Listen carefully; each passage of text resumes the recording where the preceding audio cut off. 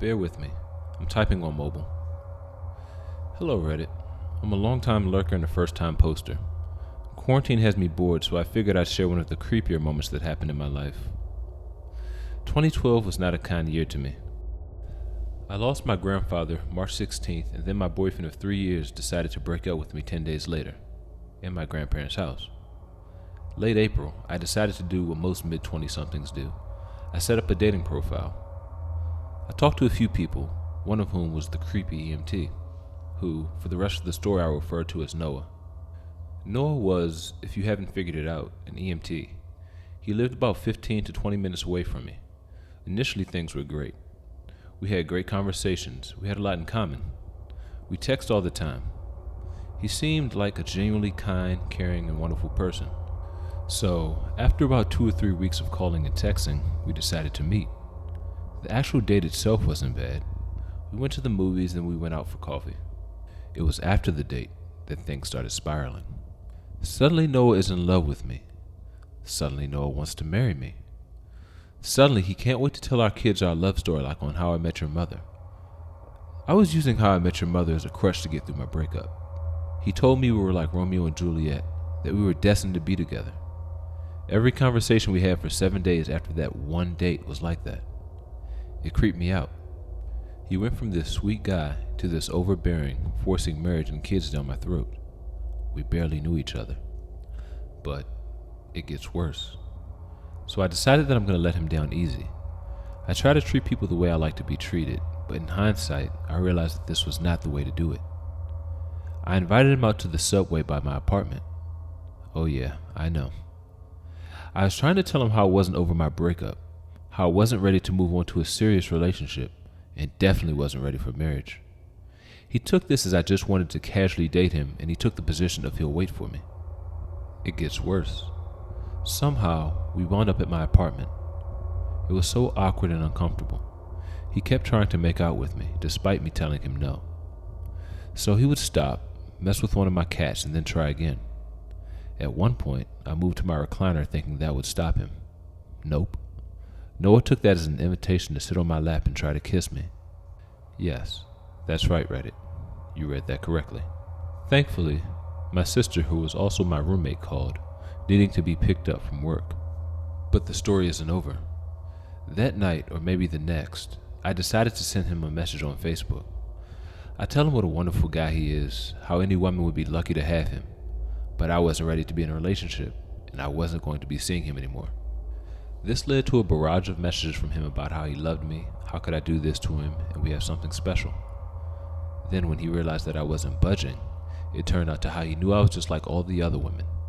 I'm a bitch, I'm a whore. Then when that didn't work, he pulled the old suicide card. But it wasn't any run-of-the-mill suicide threat. Noah here told me that he was going to get really drunk on margaritas and drown himself in his bathtub. Not knowing if dude was legit or not, I called a welfare check on him. You might be thinking that this is the end, but it's not. About a month later, he saw me at the local community college. He followed me all over campus. A mutual friend sent me screenshots from his Facebook where he talked about how he saw me and should have raped me when he had the chance.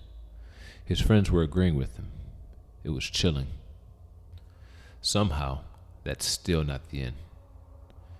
In the fall of 2012, I took a job with the local outpatient mental health clinic as a receptionist.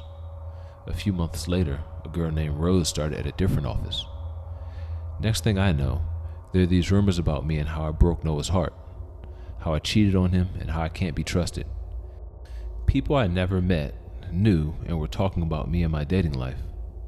Eventually, Rose came to work in our office, and Noah was there all the time. He was always staring, always following. It was creepy. I dealt with him until December of 2014 when I left the clinic. Thankfully, I haven't seen him since. And Rose, if you're still with him, I hope you're safe. As for you, creepy EMT, let's not meet.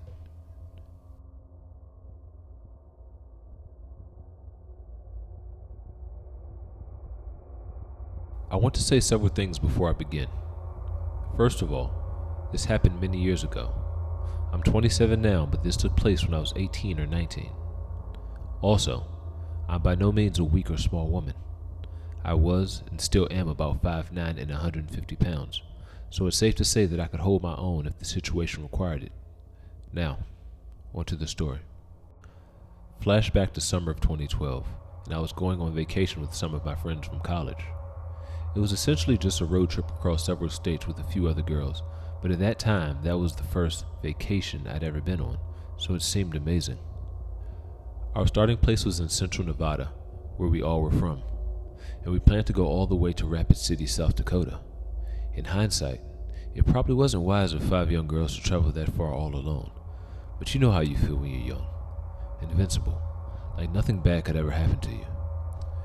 After a few hours of driving, one of my friends said she needed to pee. I honestly couldn't give you the exact location, but it was somewhere in Utah. It took about 20 minutes, but we finally found a rest stop where we could pull over, use the restroom, and just relax for a moment. I relieved myself, grabbed a snack from the car, and wandered over to a bench to sit alone for a while. As you can imagine, being trapped in a hot car with 5 other girls for hours on end really put a strain on our friendship.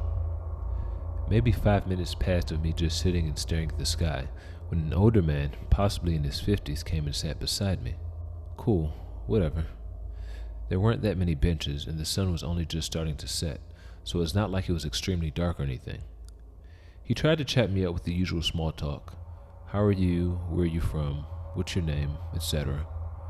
I tried to convey that I wasn't interested in talking to him by giving him one-word answers and refusing to make eye contact with him, but he wouldn't let up. I was starting to wonder why my friends were taking so long to pee when he popped the question. How much? I didn't really know what he meant at first, but I clued in quickly when he started trying to rub my thigh. This probably wasn't the wisest decision I could have made, but me being the young hothead that I was, I just said fuck off. Hearing me say this made his whole demeanor change. He stood up, looming over me, and said something to the effect of, "You should be more respectful." He tried once more to grab me by the arm, but I pushed him off and stood up. Now that I was face to face with him, I could see that I was at least 4 inches taller than him. Seeing that I was bigger than he was, he backed off, but not before calling me a bitch. I tried to act tough and walk away confidently, but I broke down sobbing once I was a few feet away from the car. To my surprise, all my friends were already sitting there waiting for me. Apparently, they had just assumed that I was having trouble in the bathroom, although they should have noticed that I wasn't in there. They comforted me as I cried and told them what happened, but I'm still slightly pissed off that they didn't come look for me, being that I was the youngest of the group. We continued on our way to Rapid City and made it there and back without any other incidents. Still, that's probably the scariest experience I've ever had. I've always wondered what would have happened if I was a petite woman. Would he have grabbed me and forced himself on me? Would I have ever seen my friends again? I'm happy I'll never have to know.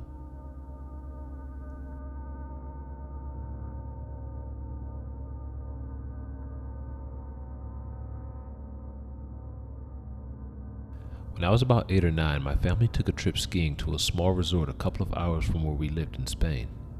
The resort itself was a sleepy little town of about 400 to 500 people max, with a few small supermarkets and hotels, and not much else. Typically, we picked the worst time possible to embark on the trip, which we had been planning for a good few years. The night after we arrived, there was a blizzard, and so we spent the first half of the week locked in the hotel. Although we were able to go outside for the remaining few days, we had little to do given that the slopes were shut. The story I want to tell comes from those first few days locked in the hotel.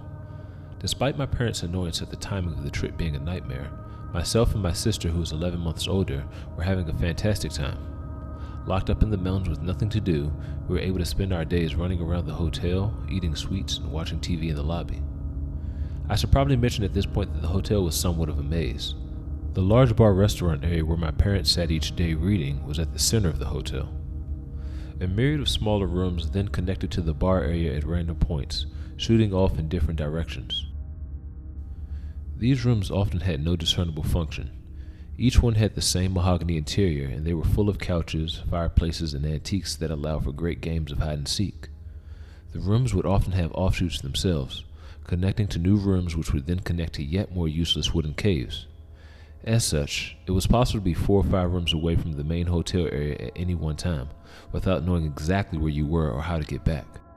Anyway, at some point along the weekend, myself and my sister decided to play hide and seek.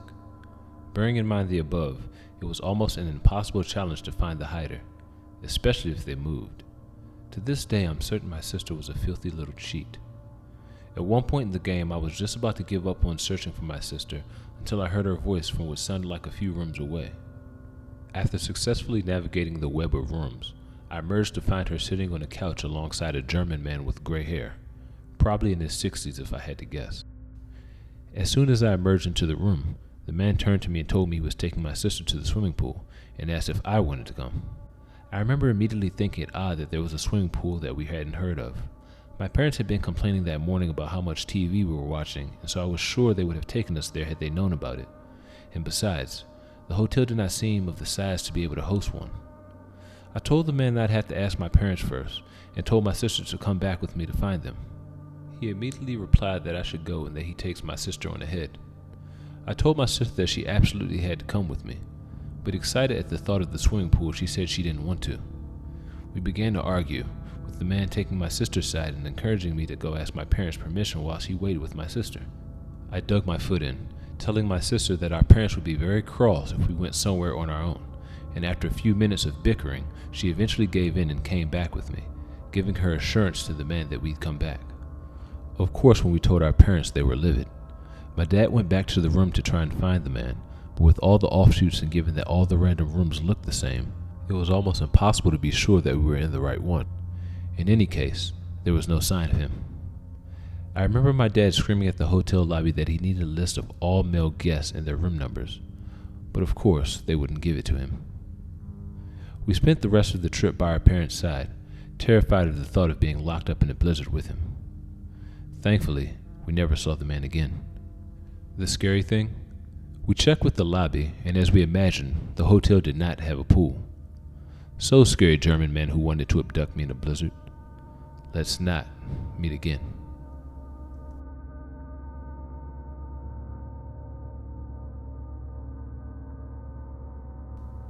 Summer of 2006, in between Mountain View and San Jose, I was stopped by a man claiming to be an undercover police officer on the VTA light rail. I was 14 years old and traveling back to my house by myself. I had just spent the day taking ecstasy and swimming in the pool at my boyfriend's house. It was written all over my face, and I looked like a hot mess. I noticed a man staring me a few seats back, and I began to feel paranoid. Every time I looked over my shoulder, he was coming closer and closer, until suddenly he was sitting right behind me. "Hello, my name is Officer Nick, and I have reason to believe that you are under the influence of an illegal substance." My whole body froze. I said nothing. "Are you traveling alone?" I nodded my head yes. "Is anyone waiting to pick you up?" I shook my head no. He asked me a few more questions, informed me that he was undercover, and reassured me that everything was going to be okay, but I needed to go with him so he could call my parents. I can still hear the calming, persuasive tone in his voice. I was scared shitless. My dad rules with an iron fist. I was so fucked. We pulled to a stop and 2 uniformed police officers stepped into the train. My heart was beating out of my chest. That's it. I was going to be arrested here and now. The cops passed through the train without saying anything to anyone, but Officer Nick was gone. Suddenly, I was sitting alone on the train. What the fuck was happening? Where did he go? I sat there, frozen, still not convinced that I wasn't going to be arrested. Am I still in trouble? It was getting dark by the time I made it back to my house and quietly went to my room. I think I stayed up all night waiting for my parents to burst through the door and say that Officer Nick had somehow gotten in touch with them and I was grounded for life.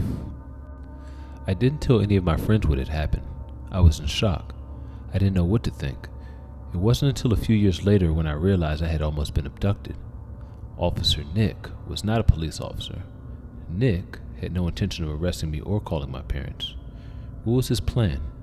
What could have happened if I went with him? It makes me sick. If it wasn't for that divine intervention, the 2 uniformed cops on a routine patrol, some opportunistic, calculated, creep-ass motherfucker pedophile could have changed my life forever. Perhaps I wouldn't be here to tell the story. I would never know. I'm sure at some point in my life before this ever happened, I was occasionally reminded, maybe even by my parents, that I should always ask for identification. In that moment, under the influence of drugs and the fear of being in trouble, it didn't cross my mind. Police officers in plain clothes must identify themselves when using their police powers. However, they are not required to identify themselves on demand and may lie about their status as a police officer in some situations. Call your parents or anyone first.